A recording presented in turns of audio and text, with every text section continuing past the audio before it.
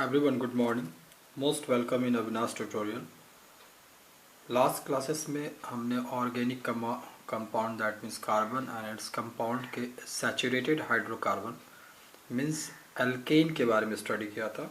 और आज की क्लासेस में हम लोग अनसैचुरेटेड हाइड्रोकार्बन्स जिसमें एल्कीन और एल्काइन आता है उसके बारे में स्टडी करेंगे। द हाइड्रोकार्बन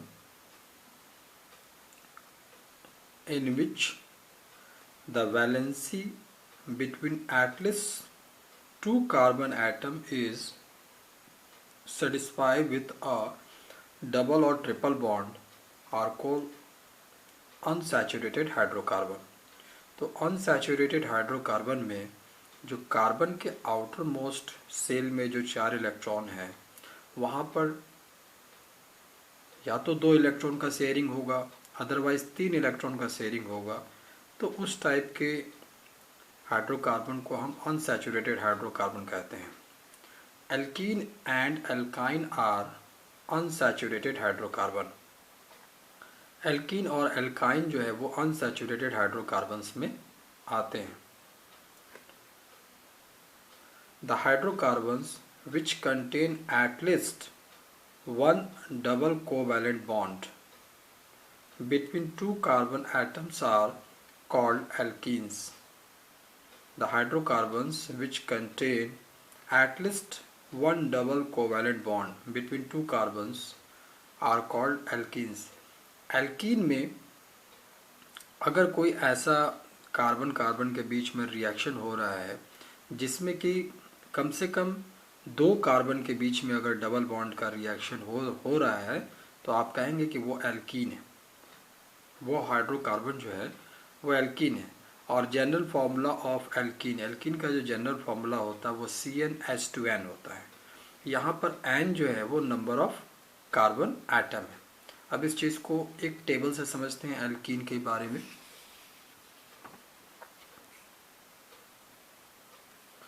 तो जो फर्स्ट नंबर है कार्बन जो 1 होगा तो 1 के केस में ये एल्कीन में बिलोंग्स नहीं करेगा, क्योंकि एल्कीन और एल्काइन के लिए मिनिमम 2 कार्बन के एटम्स होने चाहिए। अब पहले आ जाते हैं, जो पहला नेमिंग होगा कॉमन नेम होगा आपका इथाइलिन होगा और इसका IUPAC नेम हो जाएगा इथीन। तो आपको ये टेबल भी याद करना है। इथाइलिन का कॉमन नेम क्या है? इथीन, मोस्ट इम्पॉर्टेंट है। और मॉलिक्यूलर फॉर्मूला होता है C2H4। अगर कार्बन यहाँ पर 2 है और इस फॉर्मूले में N की जगह 2 पुटअप करते हैं तो हाइड्रोजन हमारा 4 मिलता है।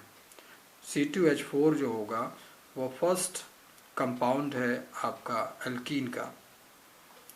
स्ट्रक्चर फॉर्मूला में पहले कार्बन कार्बन को शो करते हैं। इन दोनों के जो आउटर मोस्ट के 2-2 इलेक्ट्रॉन है वो आपस में 2 इलेक्ट्रॉन का शेयरिंग कर रहे हैं और रिमेनिंग इस कार्बन के 1-1 इलेक्ट्रॉन्स हैं वो रिमेनिंग 2 हाइड्रोजन से 1-1 इलेक्ट्रॉन से ये शेयरिंग कर रहे हैं। सिमिलरली आपका ये भी कार्बन जो है वो रिमेनिंग 2 इलेक्ट्रॉन्स का शेयरिंग जो है वो हाइड्रोजन हाइड्रोजन से कर रहा है। तो यहाँ आप देख रहे हैं कि मिनिमम 1 डबल बॉन्ड है, इसलिए ये एल्कीन है। और इस फॉर्मेशन को ऐसे भी शो किया जा सकता है। इसी तरह से आते हैं प्रोपाइलिन। तो प्रोपाइलिन का IUPAC नेम होता है प्रोपीन और इस केस में जो कार्बन होते हैं वो 3 होते हैं। एक नेम जो होता है कम से कम एल्केन में ही आप 10 नेम याद कर लीजिएगा, methane, ethane, propane, butane, pentane, hexane, जो हमने लास्ट क्लासेस में भी काफ़ी एडवाइस किया था आपको। अब उसमें ANE हटा करके अगर आप ENE लगा लेते हैं तो ये एल्कीन का पार्ट आ जाता है और वहीं पर ANE रिमूव करके अगर YNE लगा लेते हैं तो ये एल्काइन का पार्ट आ जाता है। तो फर्स्ट जो इम्पोर्टेंस होगा 10, आप एल्केन के 10 टॉप 10 को लर्न कर लीजिए IUPAC नेम। और अगर आप एल्कीन में आते हैं, एल्काइन में आते हैं तो लास्ट के जो ANE रिमूव करके ENE लगा लेंगे तो एल्कीन हो जाएगा और एल्केन के ANE रिमूव करके YNE लगा देंगे तो एल्काइन हो जाएगा। एल्काइन आपका ट्रिपल बॉन्ड में आता है। अब इसके थर्ड कंपाउंड को देखते हैं, सेकंड वाले को देखते हैं। जब आपके 3 कार्बन होते हैं तो इसको हम लोग कहते हैं प्रोपाइलिन, जो कॉमन नेम है, और IUPAC नेम हो जाता है प्रोपीन। E यहाँ पर आ गया। फॉर्मूला होता है C3H6। कैसे हुआ? अगेन आप N की जगह 3 पुटअप करेंगे तो हाइड्रोजन आपका 6 मिल जाएगा। और जब हम स्ट्रक्चरल फॉर्मूला करेंगे तो 1 2 3 कार्बन कर लिया। किसी भी एक कार्बन को हमने 2 इलेक्ट्रॉन से शेयरिंग करा लिया, जिससे कि ये जो कार्बन है अपने रिमेनिंग 1 इलेक्ट्रॉन्स के लिए एक एक हाइड्रोजन लिया। और इसके बाद जब इस कार्बन के पास आते हैं, क्योंकि ये कार्बन और एक और भी कार्बन है, तो ये कार्बन अपना एक इलेक्ट्रॉन हाइड्रोजन के साथ और अपना एक इलेक्ट्रॉन जो बचा हुआ था वो कार्बन के साथ शेयरिंग कर लेता है। और जब इस कार्बन के पास आते हैं तो ये कार्बन अपने 4 इलेक्ट्रॉन्स जो है इसमें से 3 जो है हाइड्रोजन के साथ शेयरिंग करते हैं और एक जो इलेक्ट्रॉन जो था वो कार्बन के साथ शेयरिंग करते हैं। तो इस तरह से ये जो फॉर्मेशन बनता है वो CH3 CH double bond CH2, ये सब आपके अनसैचुरेटेड हाइड्रोकार्बन है। नेक्स्ट आते हैं ब्यूटाइलिन। ब्यूटाइलिन में आपके जो कार्बन होते हैं वो 4 होते हैं और ब्यूटाइलिन का जो IUPAC नेम है वो ब्यूटीन है। फॉर्मूला होता है C4। अगर कार्बन 4 है तो हाइड्रोजन इसका डबल हो जाएगा 8। पहले क्या करेंगे, 4 कार्बन आप ले लीजिए, 1 2 3 4 कार्बन ले लिया। इनमें कहीं पर भी आप एक जगह डबल बॉन्ड ले लिए, मतलब इस 2 कार्बन के बीच में 2 इलेक्ट्रॉन का शेयरिंग हो रहा है, तो इनके जो रिमेनिंग 2 इलेक्ट्रॉन बच जाएंगे उसके लिए एक एक हाइड्रोजन ले लीजिए। अब इस कार्बन का 2 इलेक्ट्रॉन इस कार्बन के साथ हो रहा है और इस कार्बन का 1 इलेक्ट्रॉन इस कार्बन के साथ हो रहा है, तो इसके साथ एक हाइड्रोजन ले लिए, जिससे ये भी स्टेबल हो गया। इस कार्बन के पास आते हैं तो ये 1 और 1 जो है वो दोनों 2 इलेक्ट्रॉन तो कार्बन के साथ शेयर कर रहा है 2 कार्बन के साथ, और इसके जो बचे हुए 2 इलेक्ट्रॉन है वो 2 हाइड्रोजन के साथ शेयरिंग कर रहे हैं। ये कार्बन अपने 1 इलेक्ट्रॉन को कार्बन के साथ शेयरिंग कर रहा है और रिमेनिंग 3 इलेक्ट्रॉन जो बचे हुए हैं वो हाइड्रोजन के साथ शेयर कर रहा है। तो इस तरह से आपने देखा कि यहाँ पर डबल बॉन्ड फॉर्मेशन हो रहा है और C4H8 को स्ट्रक्चर में हम कैसे ले सकते हैं, वही चीज़ आपका यहाँ पर पेंटेन में सेम फॉर्मेशन आ जाता है। तो ये जो पार्ट था वो एल्कीन का था कि एल्कीन का जनरल फार्मूला क्या होता है, और एल्कीन के केस में आपका डबल बॉन्ड कार्बन कम से कम कहीं पर एक जगह आपका डबल बॉन्ड होना चाहिए एल्कीन के लिए।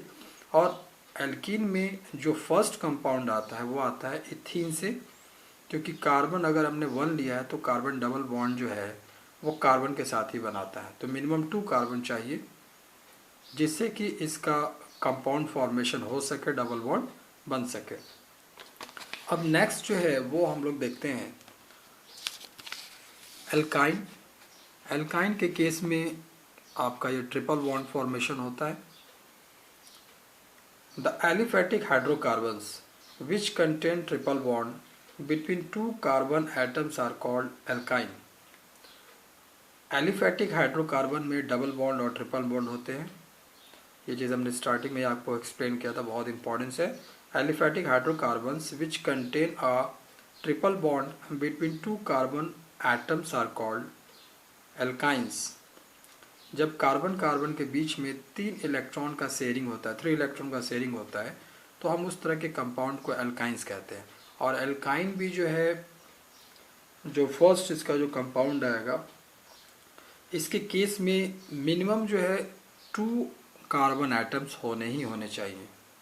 और एल्काइन का जो जनरल फॉर्मूला होता है CnH2n-2, यहाँ पर n same number of carbon atoms है।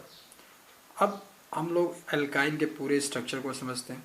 तो अगर आपने 2 कार्बन लिया है तो इनका IUPAC नेम हो जाता है इथाइन। अब हम अगर एल्केन में है तो एल्केन में ANE रिमूव करके YNE लगा लेंगे तो हमारा एल्काइन ग्रुप मिल जाता है।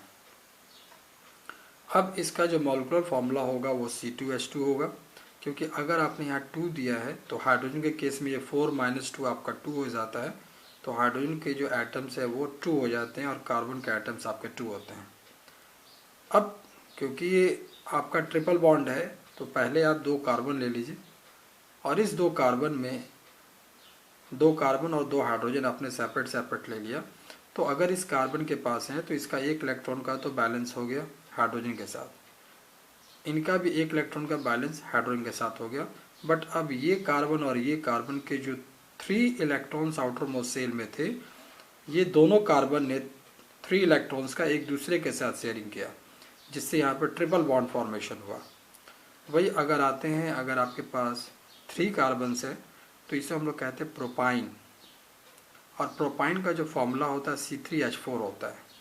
तो C3H4 को अगर हम स्ट्रक्चर में लिखना चाहें तो पहले आप 1 2 3 कार्बन्स लिख लीजिए और किसी भी एक जगह आप ट्रिपल बॉन्ड ले लीजिए। ट्रिपल बॉन्ड का मतलब है कि इन दो कार्बन के बीच में 3 इलेक्ट्रॉन का शेयरिंग हो गया। अब इनका जो एक इलेक्ट्रॉन बचा था, इसके लिए आप एक हाइड्रोजन ले लीजिए, जिससे कि ये कार्बन जो है आपका स्टेबल हो गया। अब इस कार्बन के पास आते हैं, तो इस कार्बन का 3 इलेक्ट्रॉन का शेयरिंग अपने कार्बन के साथ हो रहा है और इसका एक इलेक्ट्रॉन जो बचा हुआ था वो दूसरे कार्बन के साथ हो रहा है, जिससे ये भी आपका स्टेबल हो गया।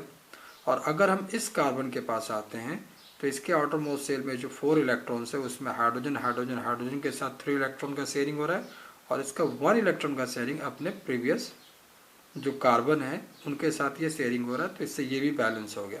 तो यहाँ पर आपने देखा कि मिनिमम 3 इलेक्ट्रॉन्स का शेयरिंग हो रहा है, 3 इलेक्ट्रॉन इनके साथ 3 इलेक्ट्रॉन इनके साथ, दैट्स वाई इसमें ट्रिपल बॉन्ड फॉर्मेशन हो रहा है। इसी का जो एक और कंपाउंड का देख लेते हैं, थोड़ा समझ लेते हैं। अगर कार्बन 4 आ गए तो फॉर्मूला में हमने यहाँ डाला 4, हाइड्रोजन कितने होंगे 8 - 2 6, सो कार्बन हो जाएगा 4, हाइड्रोजन हो जाएगा 6, वो आ जाएगा आपका ब्यूटाइन। ब्यूटाइन का फॉर्मूला होता है C4H6। पहले हम क्या करेंगे 1 2 3 4 कार्बन ले लेते हैं और इसके बाद किसी भी जगह पे पहले एक ट्रिपल बॉन्ड डाल लेते हैं। अगर ये ट्रिपल बॉन्ड डाल लिया तो इस कार्बन के पास आते हैं, इसके 3 इलेक्ट्रॉन्स का शेयरिंग 3 इलेक्ट्रॉन के साथ इस कार्बन के साथ हो गया, तो इनके साथ एक हाइड्रोजन अगर ले ले तो ये बैलेंस हो जाएगा। अब इस कार्बन के पास आते हैं तो इन कार्बन का 3 इलेक्ट्रॉन का शेयरिंग जो है इस कार्बन के साथ हो गया, तो इनका जो एक इलेक्ट्रॉन जो बचा हुआ है उसका इनसे पहले वाले कार्बन के साथ एक इलेक्ट्रॉन का शेयरिंग हो गया। अब इस कार्बन के पास आ जाता है तो इनके आउटर मोस्ट शेल में 4 इलेक्ट्रॉन्स है, जिसमें कि एक इलेक्ट्रॉन का शेयरिंग कार्बन से, एक इलेक्ट्रॉन का शेयरिंग हाइड्रोजन और इसके बचे हुए एक इलेक्ट्रॉन का शेयरिंग कार्बन से। तो इनके भी आउटर मोस्ट शेल में 4 इलेक्ट्रॉन्स थे और 4 और आ गए। इनके पास जाता है तो सिमिलरली यही होता है कि 4 में से 3 के साथ हाइड्रोजन के साथ ये शेयरिंग कर लेते हैं और एक इलेक्ट्रॉन जो है आपके कार्बन के साथ कर लेते हैं, जिससे ये भी स्टेबल हो जाता है। इस केस में भी हमने देखा कि यहाँ पर मिनिमम 1 ट्रिपल बॉन्ड है, so it is a alkyl group. ये आपका एलिफैटिक का ट्रिपल बॉन्ड है। नेक्स्ट क्लासेस में हम लोग अल्काइल ग्रुप्स और फंक्शनल ग्रुप्स, इससे रिलेटेड टॉपिक को समझेंगे। Thank you.